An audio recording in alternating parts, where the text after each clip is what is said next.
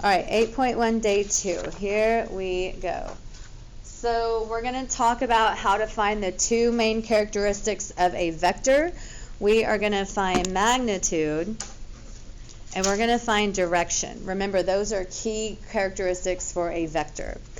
In order to find the magnitude, we're going to analyze the changes of the x value, analyze the changes of the y value, square those, add them, and then root it. So it's kind of similar to the Pythagorean theorem.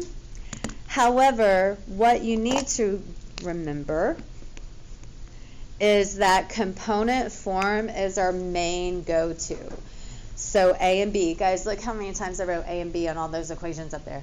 This is very important, very, very easy for us to navigate those formulas when we have it in component form.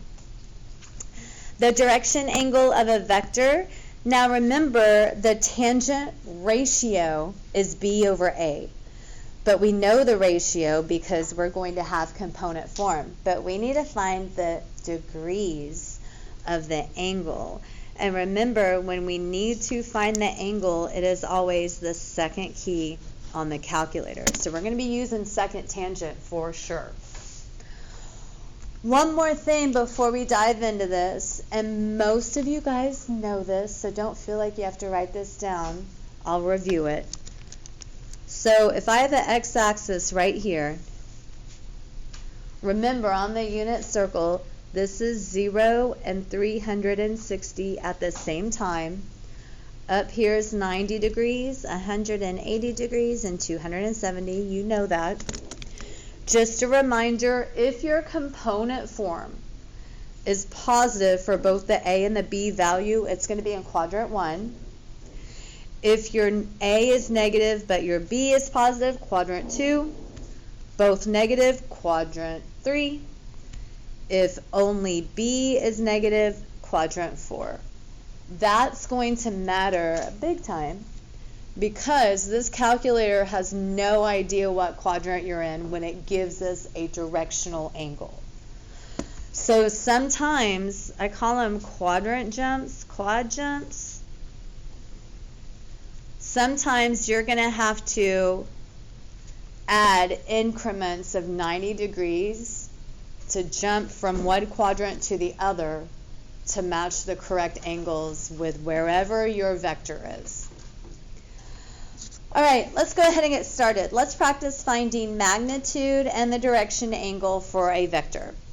So here's information we know about a vector. We know the initial point and the terminal point. Let's go ahead and find the component form because everything is based on component form. So vector AB, I'm going to use my correct symbols here. I'm just going to analyze how the x values changed, how the y values changed. X started out at -4, then it moved all the way to +3. That is an increased move of 7. The y value started 2 places above the origin, then it went all the way down to 5 places below the origin. That's a decrease of 7 units. So there's component form. Now we're ready to find the magnitude. So easy. To find the magnitude, it's always denoted by these vertical bars. It almost looks like absolute value bars, but this also is symbolistic of magnitude. We're going to take that A component and square it. We're going to take that B component and square it. Then we're going to take the square root.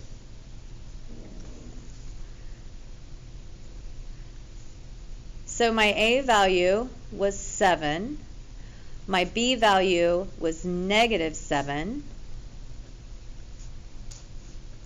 So y'all, that's going to be 49 plus 49, or 49 times 2.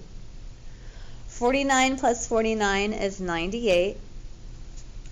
And again, y'all get to use these on the test or the quiz. I'm going to ask you for exact form.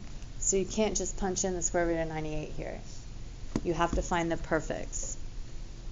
Remember, we just did 49 plus 49, or 49 times 2. So there is going to be a perfect square we're taking out.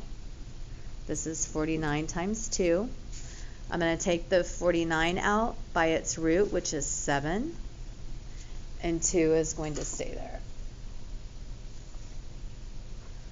So there we go. We just found the magnitude. That is the magnitude of that vector. Now let's go ahead and find the direction angle. So for the direction angle, we know the tangent ratio is B over A. So whatever angle it is, I don't know the angle, so I'm writing theta. But I know that it's going to be -7 divided by +7. So on your calculator, go ahead and pull up the second key. So second tangent. And remember, it was -7 divided by +7.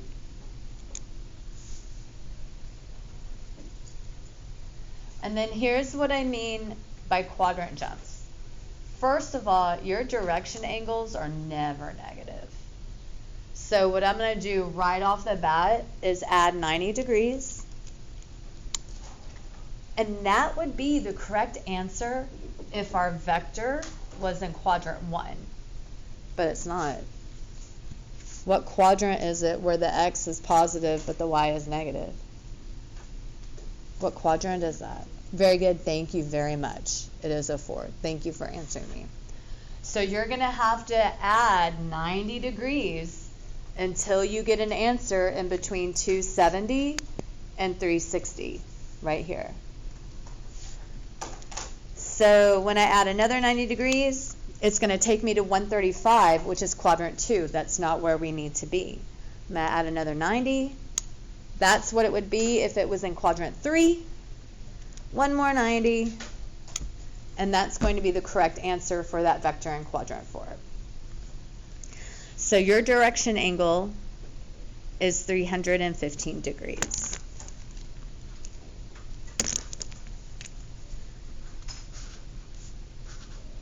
That's it. That's how we do this stuff. Let's go ahead and do it again. Let's take a look at the next example here. So let's go ahead and find component form of the vector. This graph started out on the x-axis at -2, then it went to -6. So that's a move of -4. It started out one place above the origin, then it went 8 places below the origin. That is a total decrease of 9. So the b value is -9. All right, time to find that magnitude.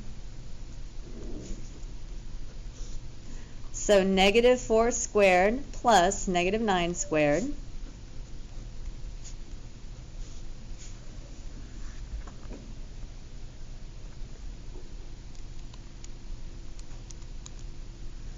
So it's going to be the square root of 97. There are not any perfect squares in 97.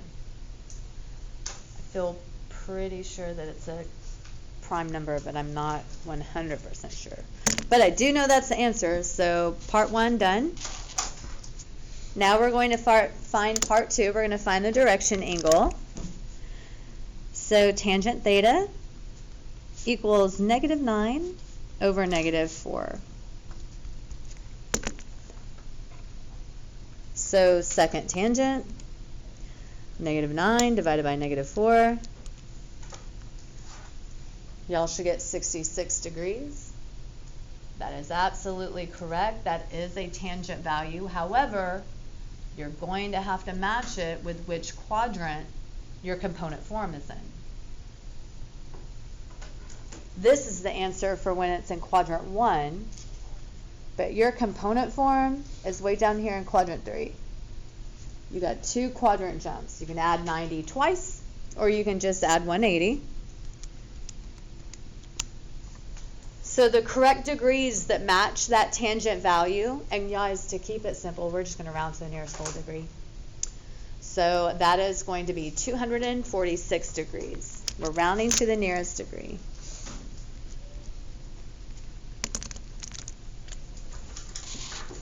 So that is how you find magnitude, and that's how you find the direction angle.